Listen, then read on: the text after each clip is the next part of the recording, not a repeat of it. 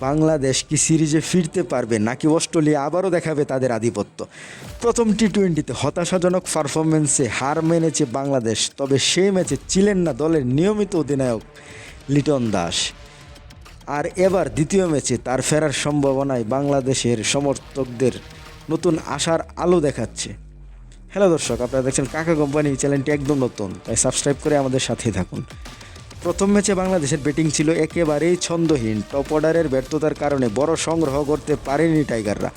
অন্যদিকে অস্ট্রেলিয়ার বোলাররা শুরু থেকেই চাপ সৃষ্টি করে ম্যাচের নিয়ন্ত্রণ নিয়ে যায়। তবে দ্বিতীয় ম্যাচে চিত্রটা বদলাতে পারে, কারণ লিটন দাস ফিরছেন। তিনি একজন ব্যাটার নন, তিনি দলের নেতা। তার উপস্থিতি দলের আত্মবিশ্বাস বাড়াবে এবং ব্যাটিং অর্ডারের ভারসাম্য ফিরিয়ে আনতে পারে।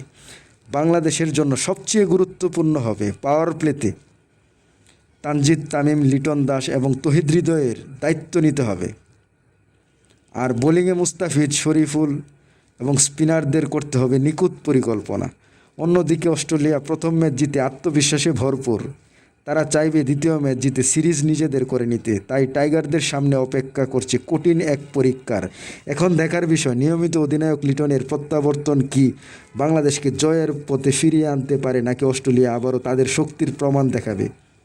আপনার মতে দ্বিতীয় টি-20তে কে জিতবে? কমেন্টে আপনার মতামত জানান। ভিডিওটি ভালো লাগলে লাইক দিন এবং ক্রিকেটের সব আপডেট পেতে চ্যানেলটি সাবস্ক্রাইব করে আমাদের সাথেই থাকুন। ধন্যবাদ।